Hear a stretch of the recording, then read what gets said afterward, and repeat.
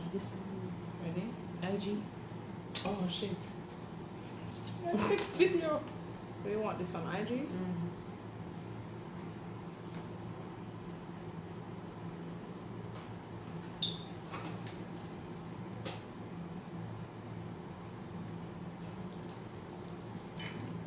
When you're ready. Ready? Mm-hmm. Sounds already on.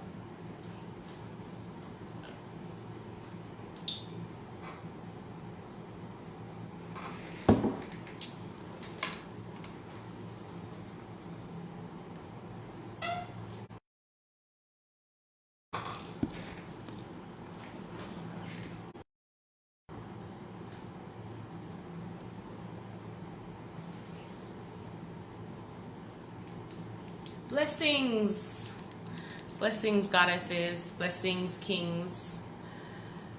Thank you for tuning in this wonderful Wednesday, Womb Wednesdays. As you guys know, it's something we do every single Wednesday. Most Wednesdays, something would have to happen for us to definitely not do it. It is a time for me to talk about the womb or the reproductive system or anything that, any type of topic that approach to. So thanks for tuning in. For those who are following on IG, if you'd like to also follow the Vagina Lady also, that would be great. Would really appreciate that. And for you guys who are on Facebook, you continue doing what you're doing, and you can follow us on IG too, on the both pages that we have, the Cosmic Woman and the Vagina Lady page. So as usual, we usually like to start, or I should say, would like to usually start just with a quick prayer, and then we get into it. Today we are going to be focusing again on endometriosis, but taking it to a different thing. We're not just going to talk about, oh, what are the symptoms, and oh, every 1 in 10. I really believe it's probably 1 in every 8 women, but let's just leave it at that. 1 in every 10 women has it. We're going to move away from those types of facts, and we're going to kind of really get down to like the emotional aspect and the mental aspect. So that would be pretty interesting to talk about. So please bow your heads, do whatever you'd usually do for prayer, and I will lead the prayer.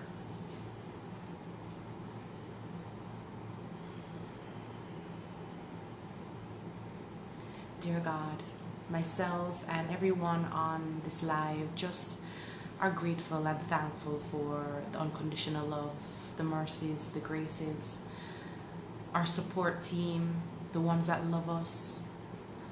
We also thank you for nurturing us, and the air, the plants, just all of it. We just really appreciate it. We ask you now to just soften our hearts, bring peace to our hearts and to our minds, and remind us of how amazing we are because of you. Amen. Okay, so as I was telling you before, endometriosis. Okay, so this whole month we're going to be talking about endometriosis. Okay, it's endo month. Yes, I do believe that we should talk about endometriosis every month. It shouldn't just be because of March. But of course, it's the month of endo, so we gotta talk about it. We gotta put it out there. We gotta get the information out there. So as I was talking about last week, endometriosis really affects 1 in every 10 women, and it is really, it's becoming more popular because I guess more women are suffering, more women are getting diagnosed, and people are understanding the symptoms, and so it's a really good thing. It's good. That's a good thing. I kind of want to talk a little bit about, because last week I spoke more about like the treatments and that type of thing. This week I want to talk about the emotional aspect, because a lot of women that suffer from endometriosis are all, a lot of them from depression. A lot of women that suffer from endometriosis and suffer from depression, they also suffer from a healthy sex life. All 3 of these things are connected. Endometriosis sex, in terms of the libido, the want for it, and also, you know, in terms of the pain, because pain happens with sex when you do have endo for the majority of the women, and also depression. And the one thing that I can say about it, the first thing I want to say about it is all three of those things at the end of the day come back with some kind of hormonal involvement. The need, the want for sex is hormonal. The depression itself can stem, of course, from hormonal. And endometriosis, of course, as we know, is hormonal. So it's important for us to tackle this hormonal issue from all angles, because sexually, anyone can understand you needing to go out of your way. It hurts to think about it. It hurts to, you know, be felt up, be rubbed upon. And then on another level, it also feels even worse with penetration. So the woman itself goes through so much depression from, of course, not just the lack of sex, but the fact of how her husband is responding to her, how her mate is responding to her, the fact that she doesn't feel like a real, true woman. She feels like a flawed woman. She feels like, why me? What did I ever do? So we have to look into the emotional aspect of the woman and remind her and ourselves that for us to really tackle the depression aspect, we have to look into our deficiencies. Deficiencies being lack of iron, lack of magnesium, lack of all of these minerals and vitamins that our body needs, because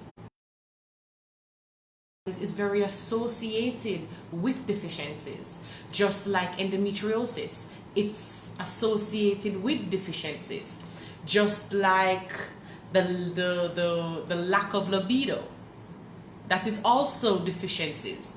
So making sure that we have these vitamins, making sure that we have these minerals in our bodies will help the process. It will help how we deal on a daily basis. Sometimes also with the depression, it's not just, oh my God, I feel like shit, because of course my leg is hurting me, my belly is cramping me, my head is hurting me. I just want to take my clothes off and just lie down on this cold tile right now because I just need some numbing. That's the reality for a lot of women that suffer from endometriosis. But apart from just that aspect, they emotionally go through this, what if I never have children? What if I can never have children? What am I going to tell my mate? How is my husband going to deal? Is he going to want to leave me? And that whole infertility aspect puts even more of a dagger into how that woman feels about herself. Because she already feels flawed. And now she can't bring forth a baby. Especially during this time too, where in my generation, I'm 37, so like in my generation, women anywhere between 30, 32 and like 40 something, we're having an infertility issue in general. Not to mention now with knowing that these women, young, old, and in between, are suffering from endometriosis. So the depression is just something that has to be tackled. We gotta get to it. We have to. And one of the great ways I should say, of getting to it is making sure that the deficiencies in our bodies is non-existent. We want to make sure that we don't have to be worrying about this low iron or low magnesium or our B12 or B6 or whatever is low. That will make a huge difference. When it comes to sex and like, you know, in terms of endo, of course there are certain positions that are better off. you're better off doing those. You know what I mean? I wouldn't suggest a woman going on all fours, cocking up her butt and being like, yeah, give me some dick. Like, that's probably not the best thing if she's suffering from endo, especially in starting the sex, okay? A woman with endometriosis is going to need much more foreplay than a normal woman, okay? She's going to need to be broken down, and broken down in a positive way, definitely not in a negative entity. So a lot of foreplay, a lot of caressing, a lot of kissing, a lot of just euphoria, or trying to at least achieve that with her before you get into that bend over and take some kind of situation. So going into backshot at the beginning, I would not recommend at all. Not at all. It hurts women. It hurts some women who don't even suffer from endometriosis, who don't suffer from a swollen uterus and an inflamed uterus and those types of things, much less someone who has endometriosis. She's going to be in complete utter pain. She's going to be uncomfortable. She's going to hate sex. She's probably going to think to herself, I would actually prefer you to go and have sex with somebody else than to have sex with me, because it is that painful. And so we want to make sure, gentlemen, that, and women, please remind your gentlemen also that they have to have care and softness, okay? That's just what it is. You don't need just support mentally. You don't need support just emotionally, but you need sexual support. You need your partner to sexually understand, emotionally understand that sexually you aren't in your best. You're not at your best. And so I need you to just have some care. Be gentle.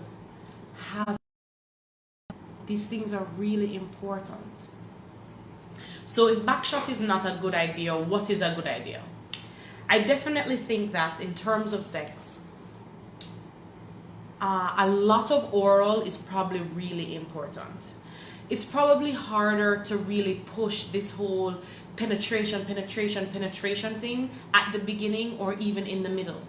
Because a woman who is suffering from endometriosis, she's already in pain.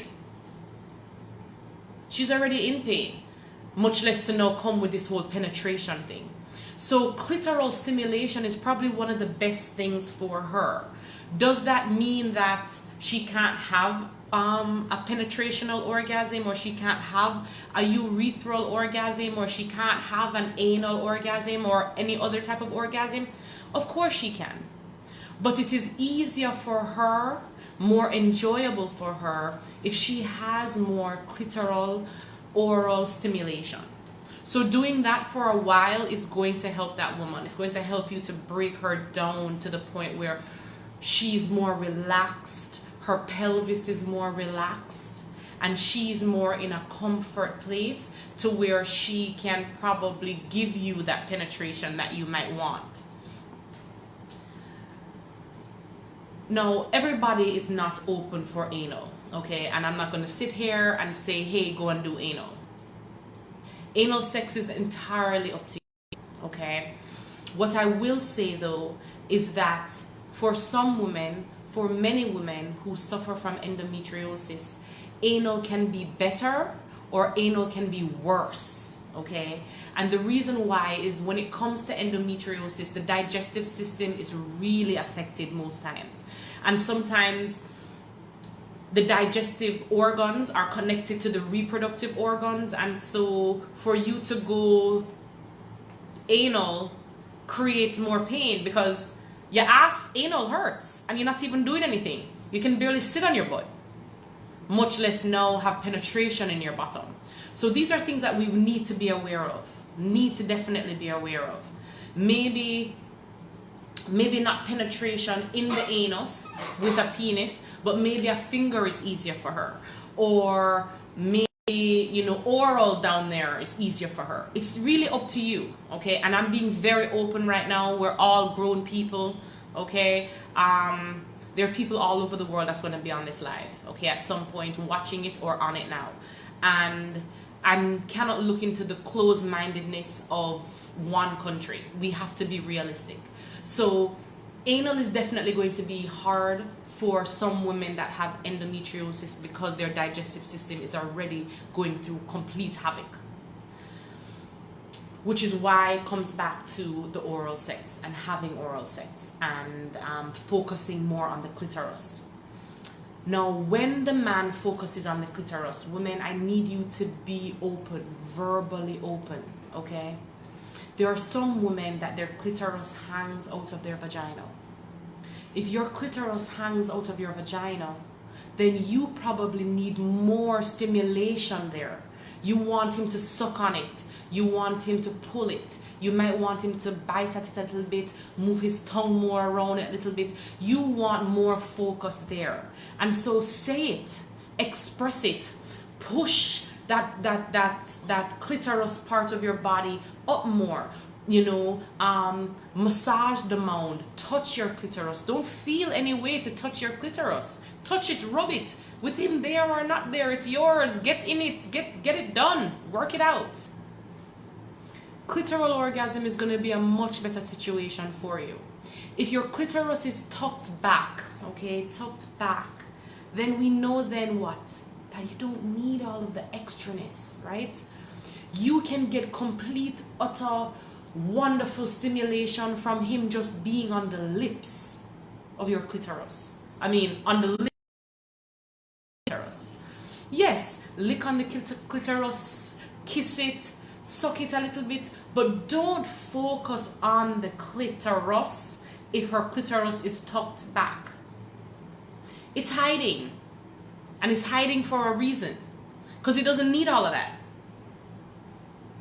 You don't need to be extra. Take your time. Don't dead it. Don't done it out. I know that any woman whose clitoris is tucked back does not want a man peeling back the lips of her vagina to find her clit. Please don't do that. And please tell your mates don't do it. Don't let him do it just because. You might realize that after a while you have a UTI, you have a this, you have a that, you have all these different issues. Why? Why are you peeling it back? I know you're not enjoying it. I know it. If your clit is tucked back, you're not enjoying him peel back everything and focusing on your clitoris and even peeling kind of open the clitoris. No. Talk to your mates. Verbally express yourself. Do it in a sexy way. Do it in an emotional way. Do it in an angry way. Whatever it is that will get his attention, allow him to understand what the situation is and how you feel and what you want is important. We as women, especially women with endometriosis, I don't suffer from endometriosis, but women who suffer from endometriosis already feel like they have no control. You have no control of the pain that you're feeling. You have no control of the cure and what that is and if there is any. You have no control of so many things, but you have control of how you fuck. And when you fuck, you have control of that. So use your control. And when you use it, don't just use it as a, well, I'm feeling pain, so I'm not gonna have sex. No, figure out how it can change. How can you make it better? And clitoral stimulation is really great for that. Vaginal steaming. All the women that I have, all my clients that I have that suffer from endometriosis and painful periods, maybe endometriosis and because of that you have painful periods, or painful periods itself, if they do a vaginal, I call them a facial for your vagina. But anyone that does a facial / always enjoys sex more. You enjoy it more if you don't even have a condition, much less if you do have a condition. Then you're going to enjoy it. Your vagina is more relaxed. You're more wet. Your vagina is a little bit more swollen from the heat. You're going to enjoy the sex. So if there's anyone on this live or anyone that you know that suffers from painful sex, endo or no endo, doing a vaginal steam before sex is great, okay? And I'm not saying that, okay, every time before you have sex, you have to go position yourself and you have to go do a vaginal steam for 30 minutes or an hour before you have sex. It depends. It depends on your need and your want. Because if you know you really want to please your mate and you know that sex at the end of the day is a healthy thing, then maybe it would be a good thing to steam before you have sex. Maybe you need to position yourself. I mean, that's just something that you have to do. Maybe. You got to look into yourself and figure out what that is. So, having sex with endo, of course, as I said, can be extremely difficult. And the want for it is even worse. So, heightening the libido, allowing the libido to rise is a good thing, which is why hormonal balance is everything. Okay? Endo is a hormonal issue. Lack of libido is a hormonal issue. So balancing the hormones are important. And of course, I stress that all day, every day. If we balance our hormones, we won't have half the reproductive issues that we will have, and the half mental issues that we have, and the half endocrine issues that we could have. We won't. When a woman has endometriosis, a lot of times her circulation is off. If you are not having sex the way you should be in terms of as often, let's say twice a week, 3 times a week, more than that, it will affect your circulation. Your body needs to release. If that is you going in your room, in your bed, in your bathroom, feeling up yourself and climaxing, or if that is doing it with somebody else. It's important. It's important to release. We have to release. Keeping that shit pent up inside of it is only creating more blockage. And a lot of times that's where a lot of the pain comes from with endo. There's a lot of blockage. There's a lot of liquid and fluid that is in places that shouldn't be. You know, the scar tissue. The whole thing is just a lot. So making sure that we go through this, what should I say, climbing the Himalayas, riding the cloud, whatever you want to call it, making sure that we climax is extremely, extremely important. Okay? So think about that. Figure out how you can work that out, because that is also a part of the healing. Getting down emotionally is a part of the healing. Knowing that, I will say personally for self, as I said, I don't suffer from endometriosis, but I have used sound therapy and color therapy for years with myself personally and with my clients. I've even used it with my children. And if you can really focus some time on a daily basis to do some sound therapy to help balance your hormones, to help with the depression, to help release things from the heart, to also help with self-esteem, why not? Sound therapy, it's easy. It's easy. There's no excuse. All you need is the time. All you need is the time. That's it. Sound therapy, color therapy, balancing the hormones. These things will help. It will help your depression. It will help the want for sex or raising the libido. I want to ask anyone that's on the live right now that suffers from endometriosis. What is the worst part of endo? What is the worst part of having endometriosis? If you could name only one, of course I know there are like 10, okay?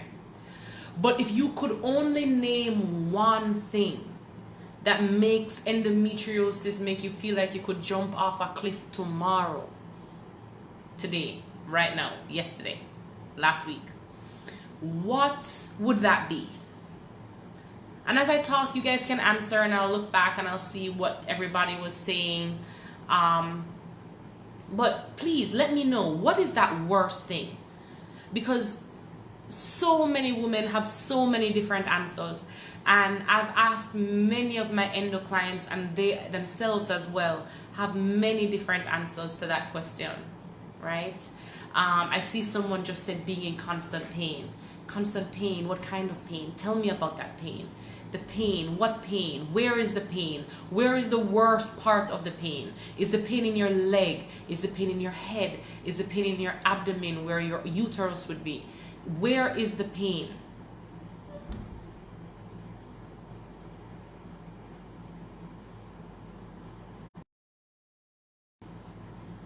We gotta talk about the pain. And if we use painkillers for the pain, does that really stop what is causing the pain? Does that really help it? Does that really fix it? And at the end of the day, what does my liver look like? Because if you constantly stay on ibuprofen, Tylenol, Baralgin, all the other ones, and don't get me wrong, there's some women who are in the type of pain that, listen, they would not be able to even crawl to the bathroom unless they were taking something. There's no judgment. I am not judging you. What I'm saying is, think about what is happening to your liver. What's happening to your kidneys? What happens to these digestive organs when you live on painkillers? We gotta find another way. There really are other ways, which is why it's important for me to do certain classes and do lives and talk about these things, because there are different treatments, holistic treatments that you can do. Is it going to, will you be endo free? I mean, I don't know. I mean, are you endo free after a surgery? I mean, I don't know. But you'll be able to function. You'll be able to feel like a woman. You'll be able to feel like at the end of the day, you are not flawed. You're not popped down. And you are worth love. Because a lot of women that suffer from endo don't even think that they deserve love. Because how are they going to give love? They feel fucked up all day, every day. And now I have to go find energy and find motivation to go show you that I love you. How? I can barely do that with my child that I love very much. I can barely do that with my mother that I might live with. And I know she loves me very much. But to put out the energy, to show the love, to show the is extremely difficult for a woman suffering from endometriosis or any other type of condition or disease. That shit could be cancer. It could be high blood pressure. If you are really suffering, it's going to make it extremely difficult for you to give. What are you supposed to do? Give from an empty cup? My cup is empty. I know you're thirsty. Here, let me pour some of nothing in the cup for you. I get it, you know. Just the want to be able to give, you know, it's beautiful that you want to give and you want to show love and you want to show appreciation. But for a lot of women that have endometriosis, they don't even know where to begin, because they don't even love themselves right now. Right now, what is life? And why do I even have it? Because I'm literally just a zombie walking around here all day, full of pain, full of stress, clots dropping out of me like no tomorrow, crawling to the bathroom, putting my belly on the cold tile just to get a little, just to numb it just a bit. Some are vomiting out their life, and some, all of their digestive system is connected up in the reproductive system. Their anus hurts, they can barely sit down. They have cramps going all the way down their legs. Guys, it is a lot of circulatory issues. That is a lot of blockage.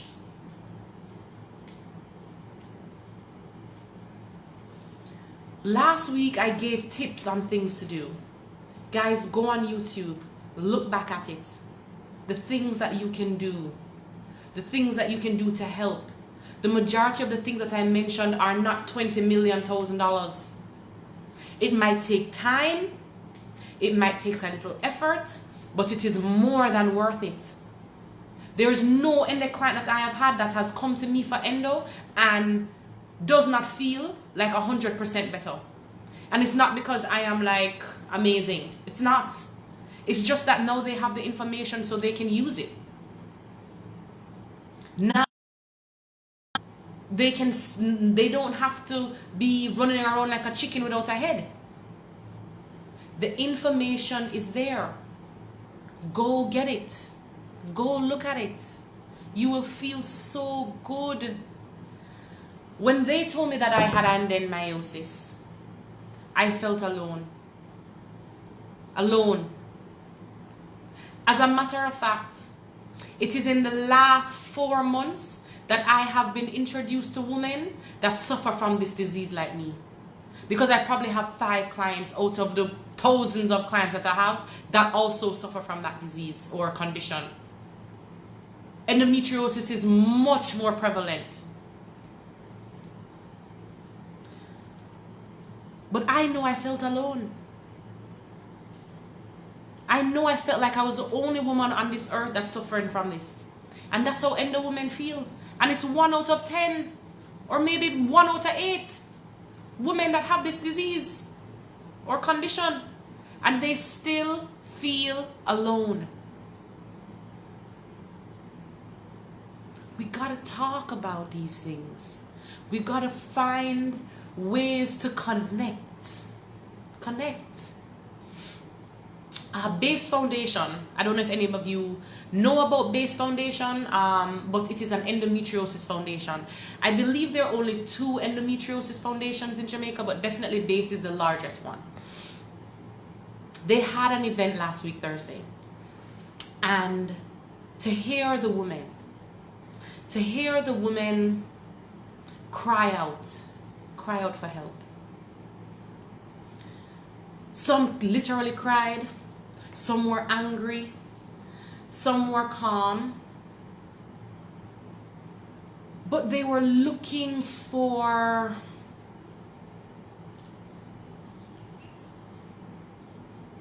okay, now I know I have endo. Now what? Now what?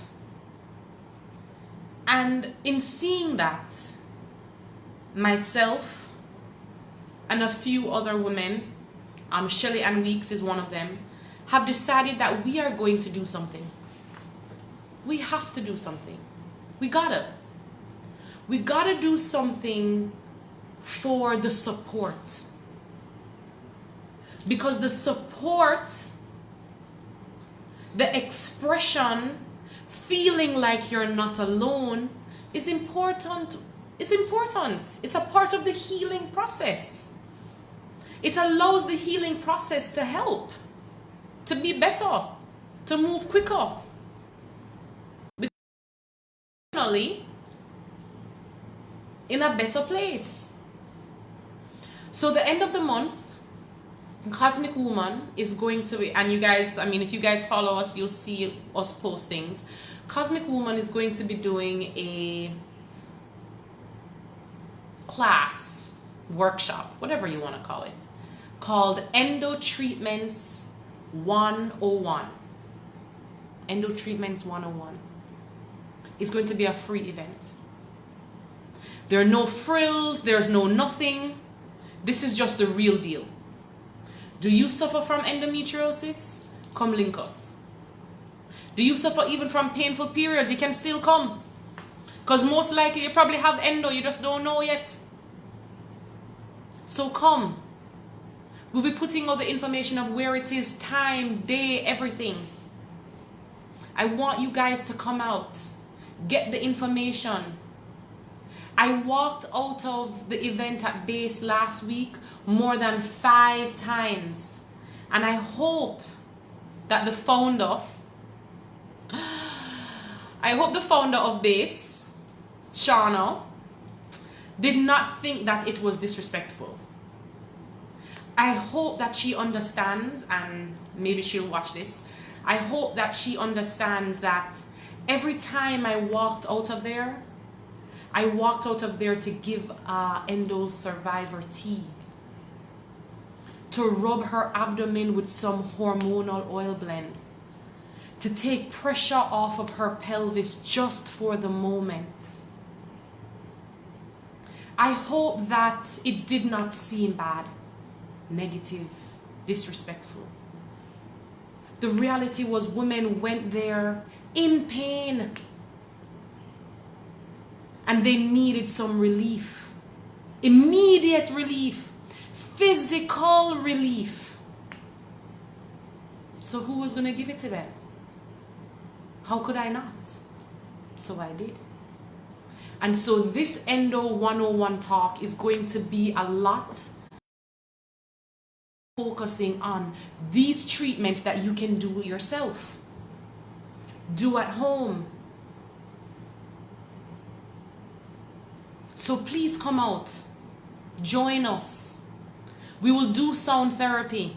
We will be doing color therapy. We will be doing massage. And if you guys don't have a problem, I will be rubbing on your abdomen. Depending on how many come, I might not be able to rub on everyone. So I don't know. We will see. But it is about help. It is about showing your body love. Many times why we suffer from these types of conditions is because we have forgotten about self-care. And self-care does not mean going to go and get your nails done every other week. I don't mean that self-care. Not knocking it. I mean, I do my nails. I'm not knocking it. Okay? But real self-care. You were suffering with painful periods from you were 16, 21, and we said what? It's just painful periods. We said it's just painful periods. Doctor said it was just painful periods. It's just in your mind. Take some Panadol, you'll be okay. We weren't doing the self-care. We weren't. So it's time to do the self-care. It's time for us to love ourselves enough, listen to our bodies, because our bodies always give us signs. Always give us signs. Just listen. And once we listen, then we can react. Then we can start the healing process. So I asked earlier, what was really the worst thing about endo? Like, what is the thing that you just want to like jump off a cliff about? And I would say, I think the majority of women spoke about the pain. And depression. Pain and depression. We're going to focus on the pain and the depression in the class that we're going to be doing. I also want you guys to not just talk about the pain, not just the pain, but where is the pain? What's the worst part? What is the most painful part? Somebody said with the lower belly, back and legs, abdominal, mostly. Okay. Lower belly, back and legs. And it's going to be the abdomen, the lower part, where you get the cramps when a normal person would have her period. It's going to be horrible. The uterus is swollen, inflamed, and it's contracting, and it might be connected to all kind of other something as well. So our job from now on, women who are suffering from endo survivors, the job now is to seek the treatment that can help with the pain, with the depression, with the infertility, with everything else that comes with it. You can't wait to fix the infertility when you're ready to get pregnant if you already know you suffer from endo? We got to get to the root. Because then you're like on a timeline. Oh, I'm 43. I got married last year and it's not happening. That's stressful. I feel stressed just thinking about it, and I don't have endo and I don't have a fertility issue. So let's not wait until we're actually ready to get pregnant to think about fertility. Let's think about fertility from the time that you realize that you have endo. Even if you're not ready to have babies, even if you've had babies already, but still, figure it out. Make sure that your depression that you get from endo is also associated with the depression of infertility.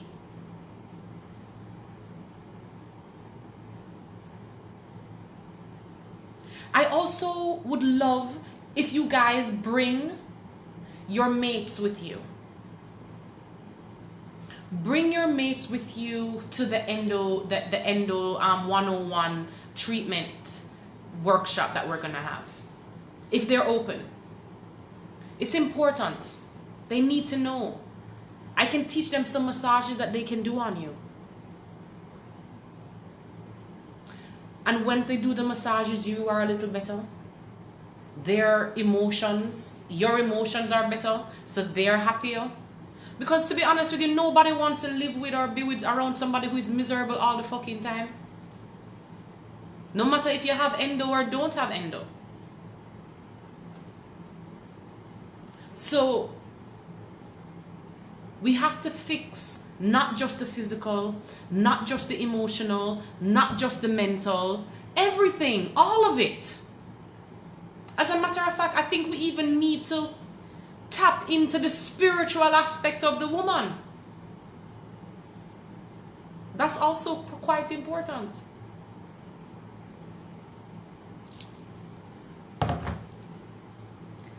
I'm not sure how much more time we have left. Not much. So I would like to take any questions that any of you guys have.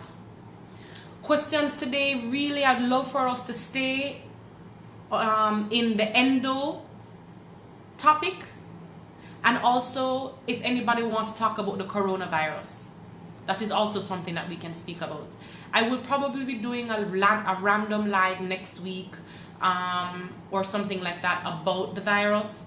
As you guys, I don't know if you guys have realized, but Cosmic Woman has put out a package that we recommend for you to be on, so that you do not get or contract the coronavirus. So you guys can look into that. You can DM us if you have any questions, and please, I would like to look over you guys' questions now. Q. Is celery good for endo? Celery is not bad for endo. I mean, celery is not going to create any problem. I don't necessarily think that celery is a superfood for endo. I don't think it's necessarily a superfood for the reproductive system. But I don't think that it will hurt. So if you want to throw that in your smoothie, nothing wrong with that. If you want to eat it, bite it, suck on it, nothing wrong. How do you know what stage endo you have? Okay, so you will never really know what stage endo you have unless you've done a laparoscopy. To do a laparoscopy, you have to go to your OBGYN. He will do small little inserts in the lower part of your abdomen, where he will take some cameras and he will look around. He or she, right? Sorry, that was very sexist. Doctor will look around and see exactly what's going on. That is how they really diagnose endo, number one. And number two, that is how they'd be able to know what stage you are. Endo goes anywhere from stage 0 all the way to stage 4. So you could fall anywhere in between that. Of course, the stage 4 is going to be more, the pain will be more, everything will be more than someone who has stage 0 or stage 1 endometriosis. But that is the only way that you'd be able to find out from a laparoscopy. How do you know you have endo? Laparoscopy. Okay, so there's certain symptoms that come with endo, okay, like this painful leg thing that women go through, or this pain in their anus, or the excruciating cramps that they get, the very, very heavy bleeding. I mean, all those things are signs. So if you have 4 or 5 out of the 10 endo symptoms, endo signs, then you might have endo. You might. And if you might have it, you might as well try and do something to treat it. And of course, if we're doing it from a holistic standpoint, then, you know, the side effects are almost non-existent. So you don't really have to worry about, oh my God, I really didn't have endo, I just had painful periods. Because at the end of the day, we would be healing that, fixing that, because it's really just about balancing the hormones. Is the laparoscopy expensive? Okay, so I can't tell you exactly how much it is. There is one doctor that I'm actually considering to find two, so that I could refer my clients to them for many reasons. Not just for pap smears and ultrasounds and that type of thing, but also for laparoscopies. I at this time do not have a price that I can give you. What I can say is I know that it is not cheap, like it's not cheap, but it might be worth it. It might be worth it.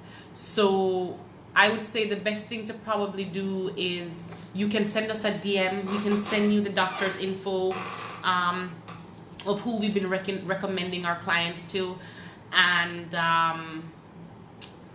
then you know, you can contact him and see what that's about and how the best way to go about that. Does endo and is endo and PCOS the same thing? No. Endo and PCOS are not the same thing. The only thing that they have in common is that they both have a high estrogen level. Okay? So you can find usually women who suffer from endometriosis that they might have cysts too, or they might have fibroids too. It's because there's so much estrogen that's going on in the body that you're developing all these other conditions also, okay, that are estrogen driven. So it is two completely different things. You can have one without the other, and sometimes you can have both at the same time. Does a person who has regular periods and is never late can that person have endo? A woman who suffers from endometriosis doesn't usually miss her period. Endometriosis is more of a bleeding thing than a not bleeding thing. So the fact that you have your period every month doesn't make you any healthier than a woman that would have endo from that point of view. The fact that it comes every month. Endo is going to come with pain. Endo is going to come with a lot of pain. And it's the pain in all these different areas, the abdomen, the anus, the back pain, the leg pain. Those are the things that you have to look at. Not just that you have your period every month and so you're okay. I mean, I had my period every month and they still told me I had to have a hysterectomy and take all of that out, and I had a period every month like clockwork. Is there a cure for endo? Is there a cure for endo? Okay, so I'm going to give you the politically correct answer. There is no cure for endo, but you can create your situation to where you now have stage 0 endo. And if you have stage 0 endo, then you're not really suffer. You're living your life like a normal, regular human being. And so that's the goal. The goal is to make sure that you are not suffering. That whatever endo you might have, it is the lowest stage possible. That's how you want to look at it. Okay. if you have pain all the time, is that a result of endo?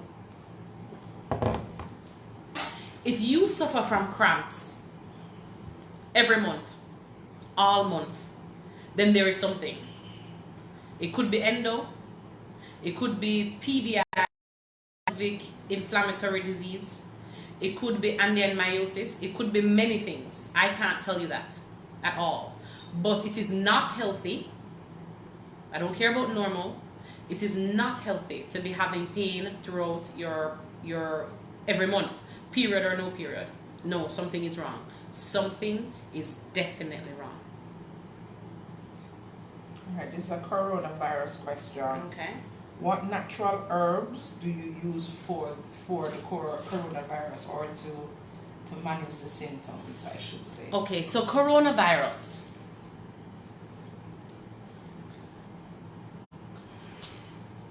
Any virus, any bacteria, anything like that, we always want to go to the gut. The gut is everything. The gut is everything in general. That shit could be diabetes and hypertension. Most things start in the gut. So we want to make sure that the gut is healthy. We want to make sure that we're putting enough good bacteria in the gut to fight off the bad bacteria. And we want to make sure that we are keeping the immune system the healthiest way possible. The healthier you can't get shit.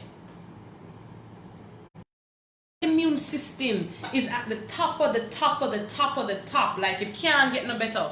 You think that you can get like flu and cold and coronavirus and herpes and HIV or any of those things? It's gonna be much harder if your immune system is high. Much, much harder. So the whole point aspect of it is for us to make sure our immune system is healthy. Us, our children, our significant other, our mother, our father, everybody. We need to make sure the immune system is where it needs to be, which is up, up, up. How do we make the immune system up? We have colloidal silver, really great for your immune system, right? We have things like amazing for your immune system. We have black seed oil, amazing for your immune system. Coconut oil, the cold pressed, virgin, organic, smells like coconut, is white, is not yellow. Very good for your immune system. I mean, the list goes on and on and on. I mean, even down to ginger. Great for your immune system. Turmeric, amazing for your immune system. If we can really keep these things in our bodies, we'll be all right. We will be okay. So, and also keeping the blood clean, which is one of the reasons why I was recommending burdock root for anyone that's trying to, you know, stay healthy in general, but definitely with this coronavirus. Burdock root is great for cleaning the blood. And the cleaner our blood is going to mean the cleaner that our gut is, which means the cleaner of our immune system is going to be, and it becomes a domino effect. And of course, if we're doing all of this for our gut and we're doing all of this for our immune system, what do you think is going to happen to our reproduction?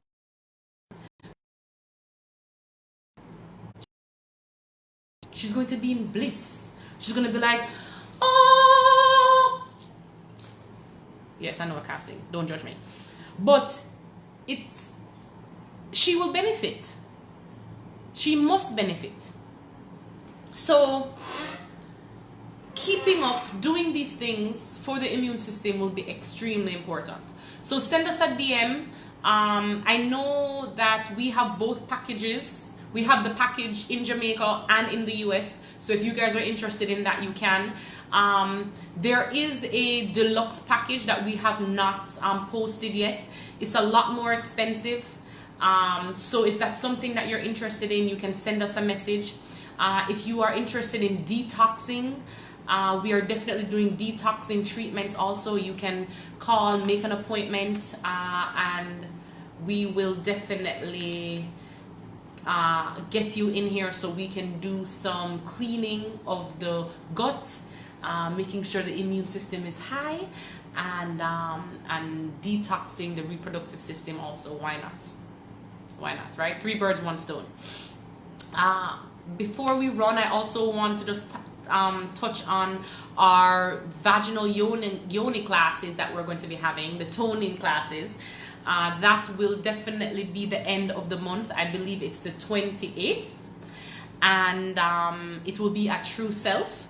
Anybody who has been with Cosmic Woman from the get-go knows that True Self is definitely somewhere that we used to be. That's where we used to see our clients, and we just appreciate True Self in so many ways for helping us get our foot wet in Jamaica.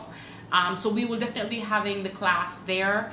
Please wear comfortable clothes, okay?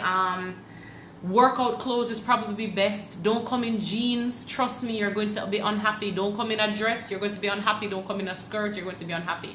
I would advise you to wear leggings, workout clothes, comfortable shorts, comfortable shirts. You don't have to wear a sports bra. That's not necessary that you have to. But be comfortable. If you have a yoga mat, bring your yoga mat. We will have water available. We will also have womb tea available and red raspberry available. The cost is $2,500 and it lasts an hour. I will definitely tell you, when you leave the class, you will be horny. Again, I repeat, when you leave the class, you will be horny. So just know that. So between the yoni toning class that we will be having on the 28th, we will also be having our Endo 101 treatment class. We are thinking about the 26th. We are not 100% sure yet, but we'll definitely let you guys know about that so that you guys can come. Remember, that class is free. Bring your mates if you want to. If you have that suffer from painful periods, you can bring them as well. We don't want to forget our young goddesses. It's very important. Don't want to be horny. Don't say that. Horniness is good. You want to be horny. You just want to make sure that you can release that horniness in a positive, healthy fashion, Miss Danelle. Thank you. Whatever that might mean for you. Now, I want to just really thank you guys for tuning in. I thank you for all the love and everything, and everybody that has been coming in and listening, maybe now or after, and the next day after these lives. It has warmed my heart and my soul to know that you guys are interested and want this information. And if you guys want the information, I want to give the information. So thank you so much. Thank you for following Cosmic Woman. You can also follow the Vagina Lady. Please feel free to do so. Vagina Lady doesn't get as much action, but that will change soon. There's just a lot going on right now. I also want to say to anybody that has been trying to contact Cosmic Woman, we have been having a lot going on. Our phones were out for a second there. And I also have had a lot going on, a lot of births, a lot of things has been happening. So I apologize. We're working on making customer service be a lot easier and a lot better. So just bear with us with that as well. It will be better, I promise.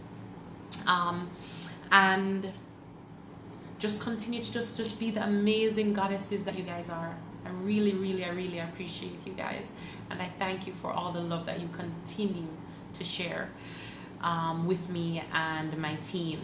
So guys, thanks again for tuning in. I am Ramona Riley, aka the Vagina Lady, and I will see you next time, Wednesday, same time, same place. You guys can also look out for our live that we should be doing that we will be doing tomorrow. The live is based off of just women who suffer from miscarriages, stillbirths, or infant loss. It's important for us to talk about these things because it's a reality. Women go through it every day all over the world.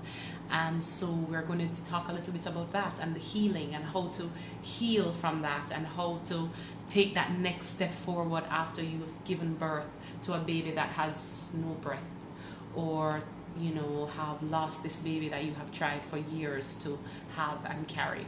So we will definitely be talking about that tomorrow. So please tune in, guys. Thanks so much. Love and light to everybody. Have a great night. Bye-bye.